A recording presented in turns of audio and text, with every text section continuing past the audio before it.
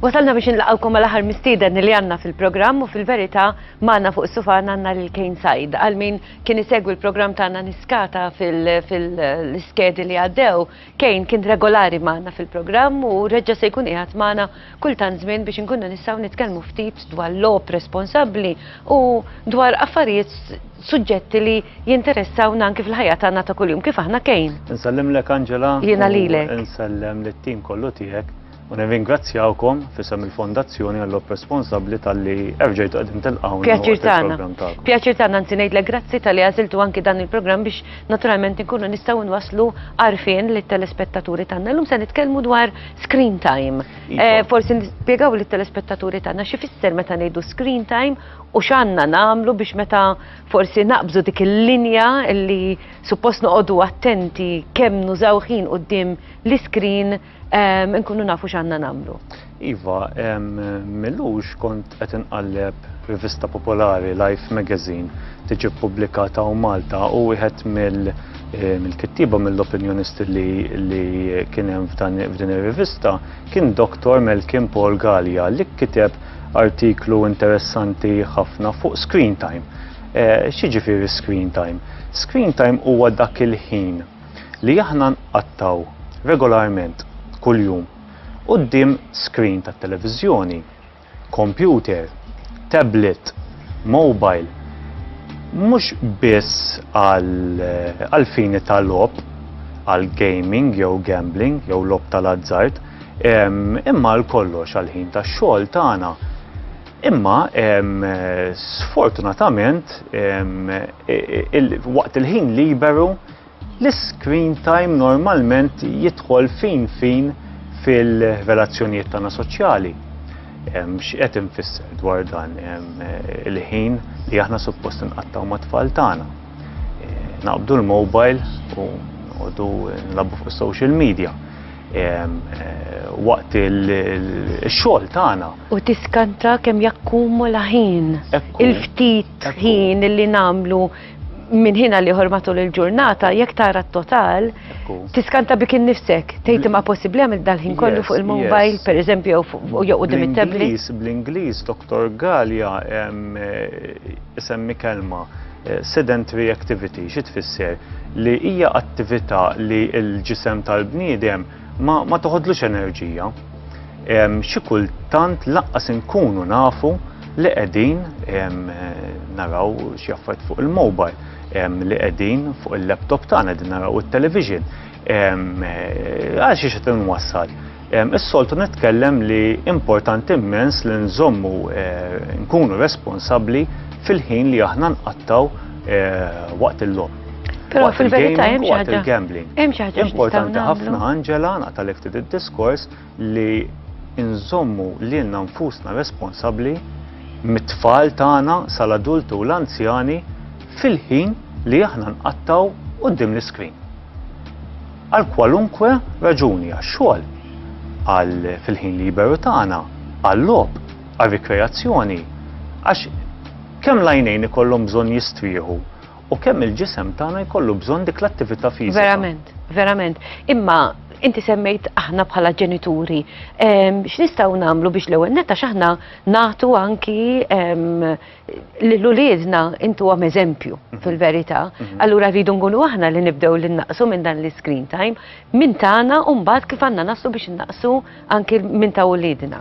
Ekku, idealment li l-ġenituri għandhom ipoġġu naqgħu madwar mejda mat-tfal tagħhom. U ifissru x'in screen time, il-pożittiv ta' screen time u anke negattiv. U jagħmlu daqsxejn ta' tracking bl-Ingliż ta' kemm ħin qegħdin naqattaw quddiem l-iskrin.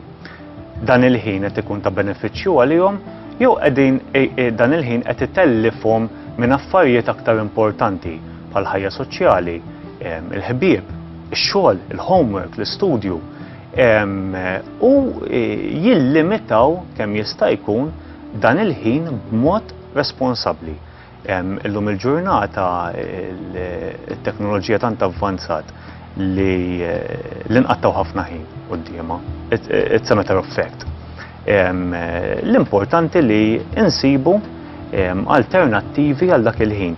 noħorġu mixjiet fil-kampanja, nħadmu ġisimna, nieħdu sem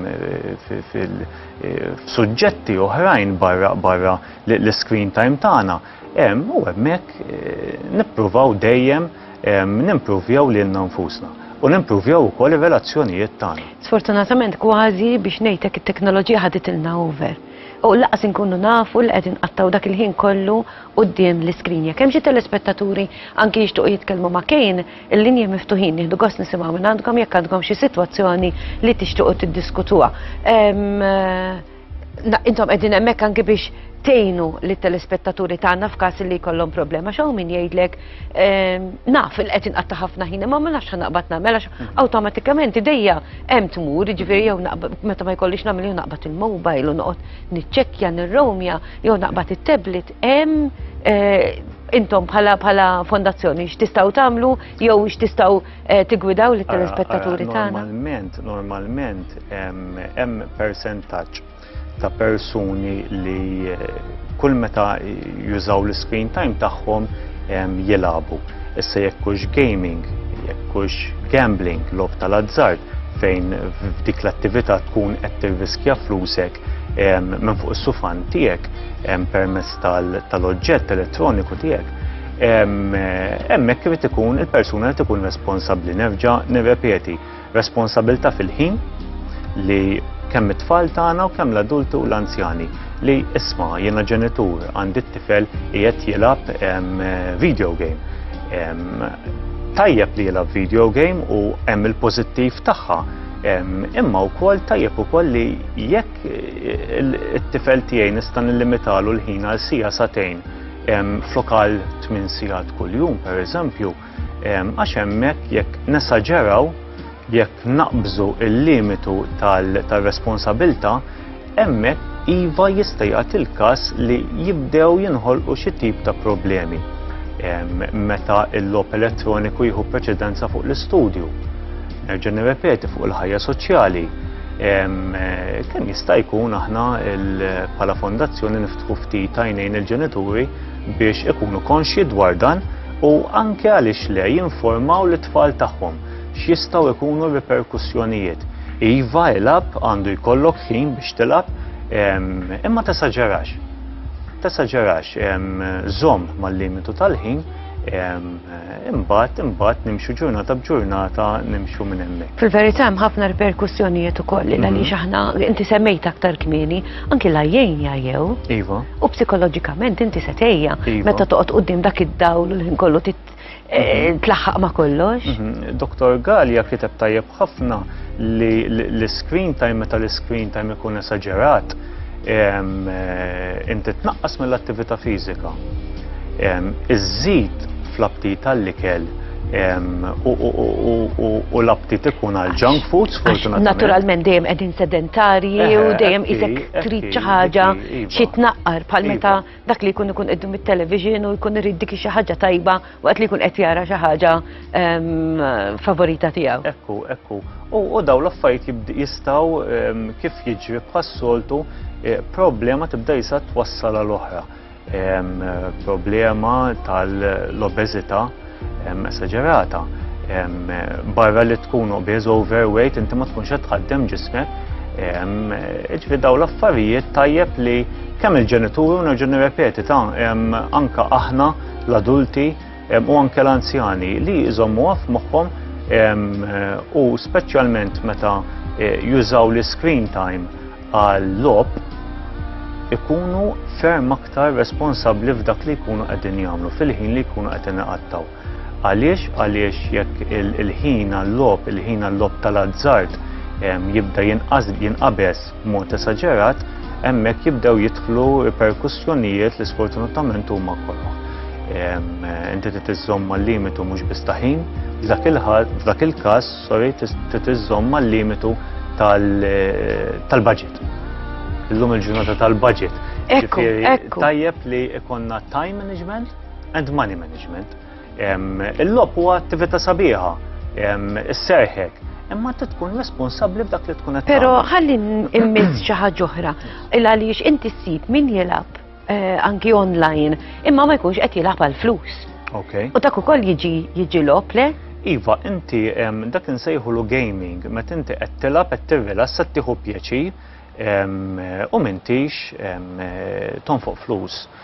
Jekk dak il-lob ma żżommx responsabilità fih. Ukoll jista' jispiċċa addict naħseb. Iva, hemmhekk hemm kelma bħal hemm problem gambler, hemm problem gamer, problematic gaming li persuna tibda tqatta ħafna ħin tilab, tinqata' mis-soċjetà, nisimgħu b'każi mhux f'Malta biss, manke f'barra minn Malta, li l-żgħażagħ, l-adulti jispiċċaw ma joħorġux mid-dar. Sfortunatament nisimgħu każi wkoll fejn tfal laqas ikunu jistgħu jmorru t-toilet għax inti l-logħba ma tkunx tista' tissejvja. Iva, dawn huma kollha każijiet. U daw sitwazzjonijiet u problemi, Minix nallarma lil ħadd imma dawn huma każijiet reali u rridu nkunu konxji dwar dan. U għalhekk irridu nkunu responsabbli kemm fl-screen time tagħna, kif nużaw l-screen time u jekk nkunu qegħdin nilagħbu mhux biss nagħmlu time management imma wkoll money management biex kemm jista' jkun nilqgħu għal reperkussjonijiet. Kejn, il-fondazzjoni qegħdem għal pubbliku, ġifieri daw kollha li jkollhom bżonn jew jixtiequ jistaqsu xi ħaġa lill-fondazzjoni dejjem tistgħu tagħmlu kuntatt magħhom u x'hekk. Għandna il-call center tagħna 1777 inħeġġeġ lill-persuni kollha li qegħdin isegwuni bħalissa u iħossu li għandhom problema bil-vizzju tal-logħob mhux biss imma anke dawk ta' madwarhom inħeġġiġhom biex jikkuntattjawna fuq 1777 nirrepeti għandna staff imħarret sena sħiħa nisimgħu il-problemi tagħkom u nippruvaw nagħtukom dak l-għajnuna kollha neċessarja. Mhux il-1777 biss imma wkoll għandna l-website tagħna www.rgf.org.mt fejn persuna jekk tfossa daqsxejn skomda li semma leħina over the telephone line tkun tista' tiċċattja magħna over the internet u żomm l-anonimità assoluta tagħha. Nirringrazzjak Kejn tal-li kont magħna, aħna nerġgħu niltaqgħu jekk Alla jrid fil-ġimgħat li ġejjin biex inkomplu niddiskutu sitwazzjonijiet oħra. Sa dakinhar jiena nixtieq nirringrazzjak u nawguralek. Sa dan it-tant wasalna biex nikkonkludu il-programm grazzi lit-telespettaturi tagħna li kienu qegħdin hemmhekk li żammew il-programm ħaj li għamlu kuntatt magħna anki permezz tal-paġina tagħna ta' Facebook.